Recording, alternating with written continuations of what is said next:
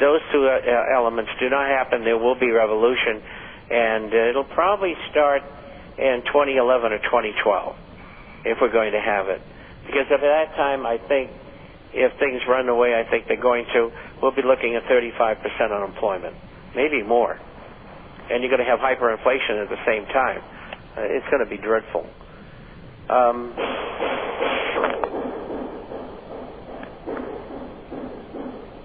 He says, personally, I think such a large segment of the citizenry has become so mentally entrenched to look to government for all the answers. I find it difficult to see the day when enough of them will wake up and stand up to the criminals that have stolen our nation. And that's apropos. You want to give a question, Melody? Yes, I can. I hope that banging isn't too bad. Can the people hear, you think? I have no idea. I had to go put my earphones on. Or my earmuffs. And you said some really important things there. Let me get back to my questions. You know, as of last week, Bob, I have had problems with my internet.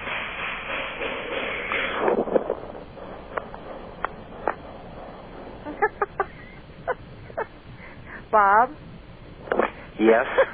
This is in from Bill. He says, that's no hammer. That's Judy shooting at Bob. Well, maybe she's target shooting. Hey, she wouldn't need more than one round. She's her crack shot. She's got a 6-inch 357 Magnum, and she does not miss anything under 35 yards.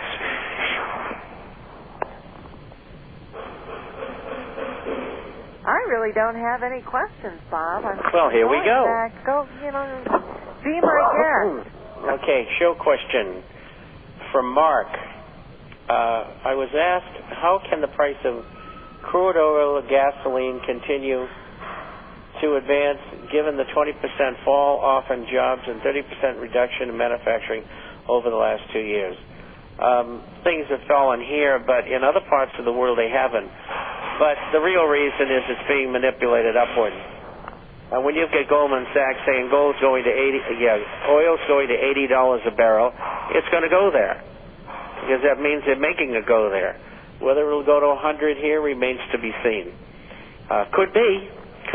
I mean, you don't know what they're going to do. And as you point out, oil should be lower because of unemployment in America. But they don't. You just can't use fundamentals when you get rigged markets on some things, and oil is certainly one of them.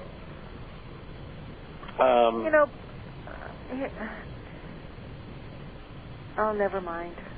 Oh, tell me. Well, we know oil prices are rigged and everything, but my question was, didn't they retie the value of oil? The Arabs are not using the same pricing strategy for oil as they once did. They're not using the U.S. inventories that come in out of Oklahoma, I believe, or something like that. No, the inventory is sitting there, and the WTI, West Texas, WTC, West Texas crude, was just dropped by Saudi Arabia, and it's the most widely traded crude in the world. It's sweet, which means it's very good. Let's just put it that way. I'm not an expert at oil. But there was a very, very large oversupply, as you pointed out, of oil. And that's one of the excuses the Saudis said, look, it's not representative of market prices, and we're not going to quote it anymore. And so that's what happened to the West Texas crude quotes. I guess as of probably today, maybe today's the last day they're going to quote it. And that's going to be a staggering blow for the New York Merc. Yeah. Because they're the big trader in it. But of course it'll take some of the control on oil away from the major oil companies too. So will that have any impact? I mean, as far as and couldn't you say because of that, perhaps maybe that's why oil was down a little bit this week, or? Yeah, but I think it could be that the control of prices are passing in part from the large U.S. producers, into the hands of others, such as the Saudis. I think that's what the significance of it is, more than anything else. But anyway, getting back to Mark's question,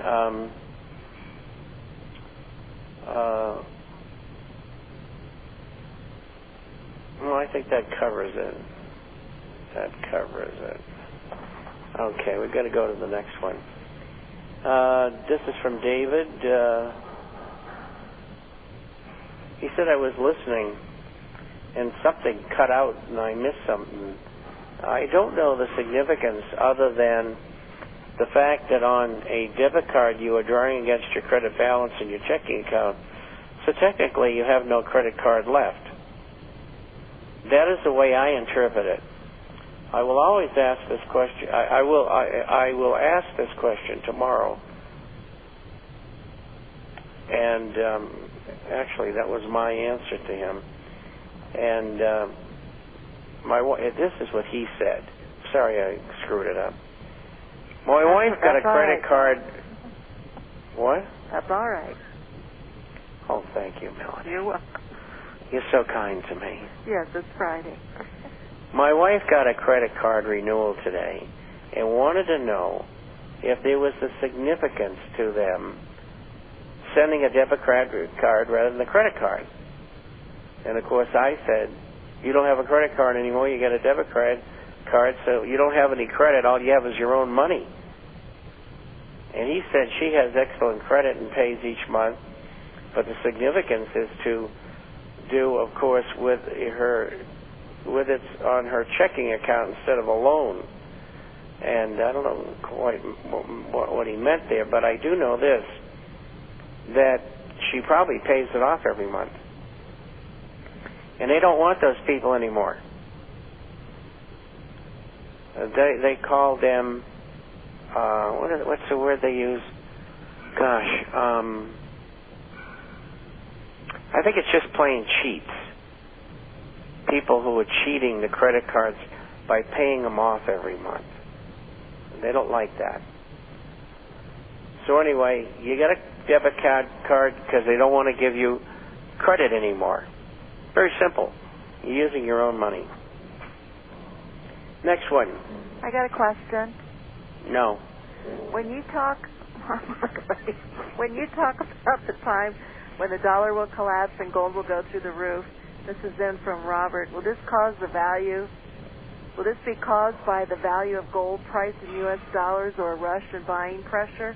In other words, would this be a time when gold moves higher when reflected in all currencies? All currencies will devalue against gold. Some, obviously, more than others.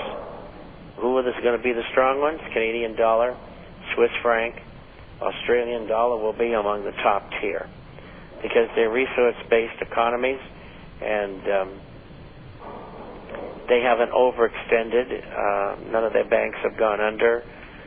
They're in relatively good shape. And so those are really the three leading currencies of the world right now. What was the question again? Oh, I went on to another question. Hold on, let me bring it back up. We're just out of sync a little bit today. Let's see. Let me go back. Oh, it's Friday, and I get tired. I know.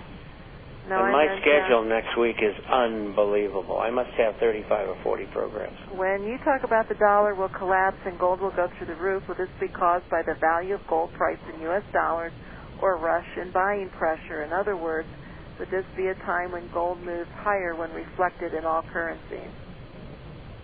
Yes, it'll be a time when gold moves higher in all currencies. And the dollar will probably be the weakest major currency. And gold presently is traded in dollars, and so I would expect that the dollar will take the worst shellacking. So in dollar terms, just to reflect, the official inflation since 1980, we need about $2,500 gold, and many in the opposite community, J.P. Morgan, etc., are calling for $2,000 to $2,500. So that plays right. Where's it going? 6,700. John Williams says 7,150. I've seen others who I forget who said over 6,000, maybe 2 or 3. But you got to remember, all the while, my whole career, I've been running against everybody else, and they've been going north, and I've been going